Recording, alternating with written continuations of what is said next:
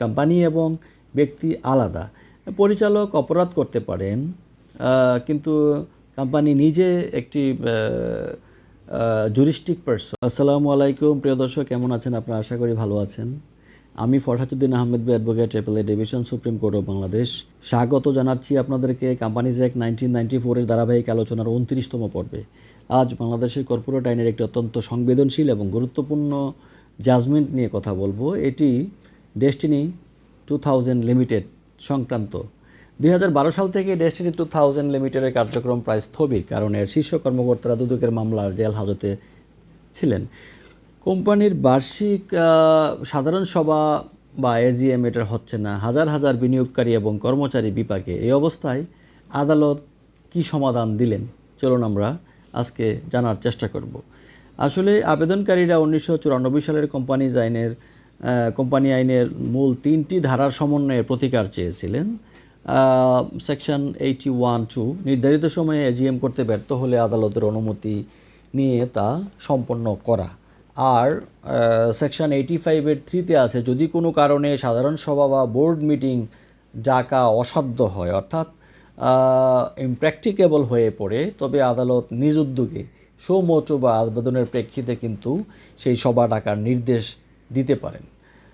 Section 396 of the companies act 1994, সেই ক্ষেত্রে আমরা সেখানে কি দেখছি যে বিলম্বে সভা করার কারণে যে জরিমানা বা দণ্ড রয়েছে তা থেকে কিন্তু অব্যাহতি বা মার্জনা চাওয়া যেতে পারে। আবেদনকারী এবং যারা রেসপন্ডেন্ট ছিলেন তাদের বিজ্ঞ আইনজীবী যারা ছিলেন, যে যুক্তিগুলো আসলে মহামান্য আদালত উপস্থাপন করেছেন, সেগুলো মধ্যে হচ্ছে ইচ্ছাকৃত এটা বিলম্ব নয় বলে তারা বলতে চেয়েছেন। 2012 সাল থেকে AGM না হওয়ার কারণ ছিল পরিচালকদের জেল হাজতে থাকা এবং নথিপত্র হারিয়ে যাওয়া।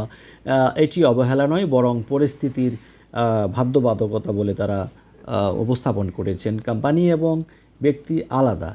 পরিচালক অপরাধ করতে পারেন, কিন্তু কোম্পানি নিজে একটি জুরিস্টিক পারসন বা কৃত্রিম ব্যক্তি, সে নিজে কোনো অপরাধ করে না। কোম্পানি আইনের 396 ধারার অধীনে দেরি হওয়ার দণ্ড বা জরিমানা থেকে অব্যাহতির প্রার্থনা জানানো হয়, কারণ এতে আবেদনকারীদের কোনো আসলে বোনাফাইডি বা সরল বিশ্বাসের অভাব ছিল না।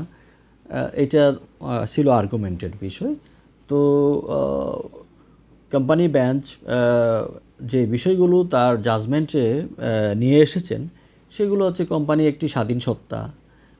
পরিচালকরা মারা গেলে, অসুস্থ হলে বা জেলে থাকলেও কোম্পানির ব্যবসা বন্ধ হওয়া উচিত নয়।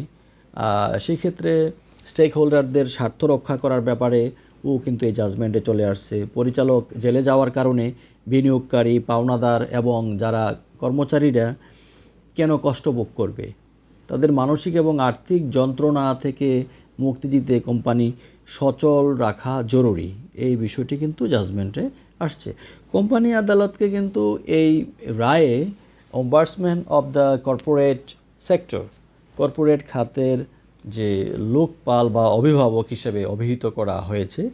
আদালত জানান যে প্রতিকূল পরিস্থিতিতে আদালত নিজ উদ্যোগেই বোর্ড পুনর্গঠন করতে পারেন এবং আদালত অবসরপ্রাপ্ত বিচারপতি, চার্টার্ড অ্যাকাউন্ট্যান্ট এবং ব্যারিস্টারদের সমন্বয়ে একটি নতুন বোর্ড গঠন করে দেন, যাতে কোম্পানিটি পুনরায় সচল হয়। আর আদালতের নির্দেশনা ছিল কতগুলো এই মামলায়, সেগুলো ছিল যে বিলম্বে AGM করার অনুমতি যেটা ছিল সেটা প্রদান করেছেন এবং প্রতিদিনের যে একটা জরিমানা ছিল 250 টাকা, সেটা মওকুফ করে দিয়েছেন। নতুন বোর্ডকে কোম্পানির সম্পদ রক্ষা এবং বিশেষ অডিট করার একটা নির্দেশনা দিয়েছেন। আরেকটি বিষয় প্রিয় দর্শক, যে বাংলাদেশ ব্যাংক এবং দুদককে নতুন বোর্ডকে অবহিত করার নির্দেশ দেওয়া হয়েছে।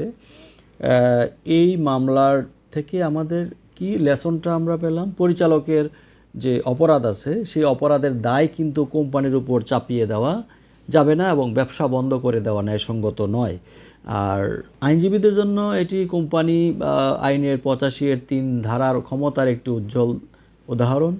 আজকের আলোচনাটি যদি ভালো লাগে অবশ্যই আপনারা সাথে থাকবেন। ধন্যবাদ সবাইকে। পরবর্তী যে কোনো আলোচনায় আপনাদের সাথে দেখা হবে ইনশাআল্লাহ।